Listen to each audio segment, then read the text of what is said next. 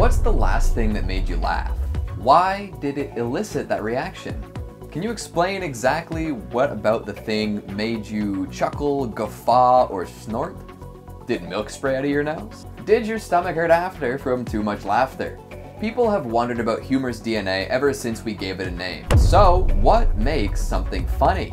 Let's discuss. We can preface this entire conversation with a simple, humor is subjective. Different people will find different things funny. All sorts of factors play into this idea, from where you grew up to things your folks found funny to the ever-present influence of the internet. Hell, you can see the difference in types of humor in real time by visiting different social media platforms. You're gonna see a whole lot more relatable minion memes and reference-based humor if you frequent Facebook, and a bunch of bass-boosted irony dumps on Instagram. And don't get me started on Twitter. So with that as our starting point, let's talk about some of the more measurable aspects of funny stuff. In order for something to be funny, it has to amuse someone. That, it seems, is the baseline. If it can elicit some sort of amusement from its intended audience, especially if it makes someone laugh, then it's probably funny. But how does that work? Over the years, different people have come up with theories as to what makes something amusing or laughter-inducing. There's the classic subversion of expectations idea. If you make someone think that you're heading in one direction and then quickly end up somewhere else, the jarring movement might tickle a funny bone.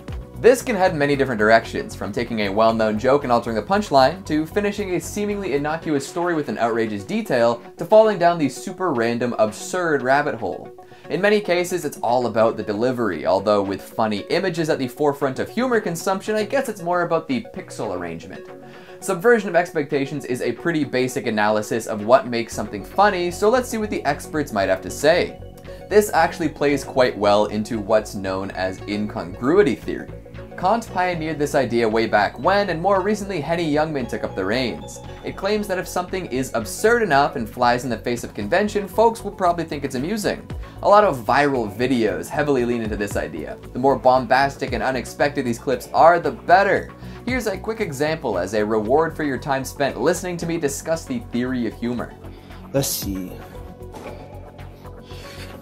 I ain't got no food, bro. Yo, who the Michael Jackson in the freezer? There are other theories about what makes stuff funny, too. Going way back, legendary philosophers like Plato and Aristotle claim that we're often amused when we're made to feel superior to something.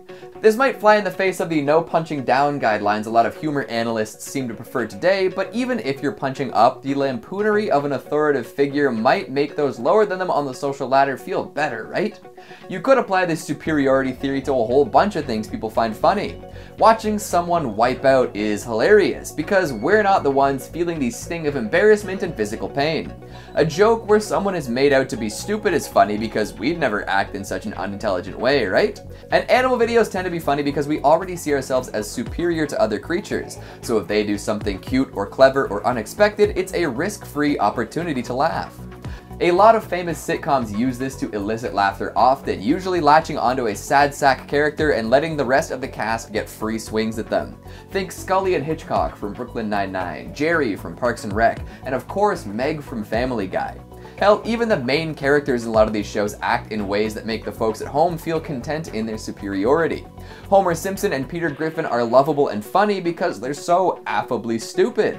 So there might be something to this theory, right? Another idea is that forbidden things are funny.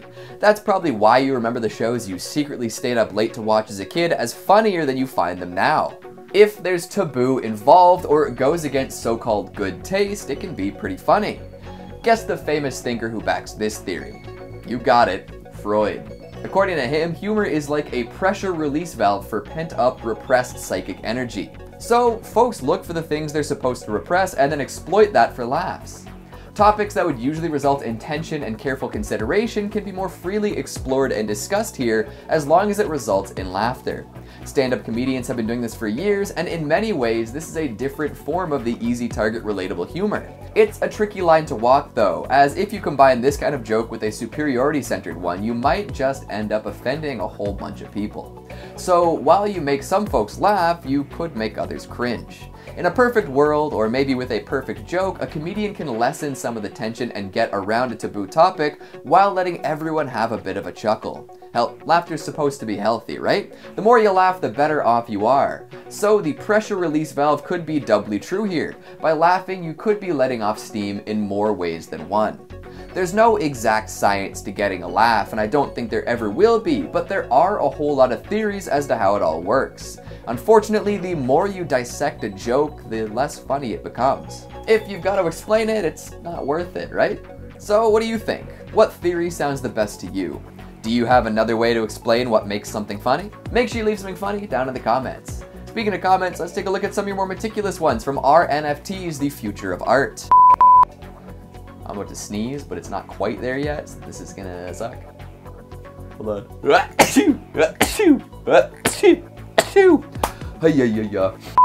Speaking of comments, let's take a look. No, I already said that. Dialing Dust says NFTs will never be more precious than real actual art made by actual talented artists. A lot of folks would definitely agree, me included, but then again, a lot of NFT investors would think differently. King Moresi says, I thought this was about NSFW taking over art. Well, I have a dirty mind. I mean, NSFW has already taken over art. Have you seen the kind of money commissions can make these days? Shining Quasar 13 says, is Oreo almond, soy, or any other kind of milk's favorite cookie? I think each milk alternative has a different favorite Oreo. Lots of flavors to choose from. Eno Yunat Cert Reven says, I offer no comment. And yet you still managed to leave a comment. And Infinite Omniverse says, well, if we use them too much, then there might not be such a long future ahead for us. So no. Context. NFTs use up a lot of energy and thus are terrible for the environment. Definitely something worth considering while moving forward. And that's all the time we have for today. Thanks for watching, and I'll see you next time.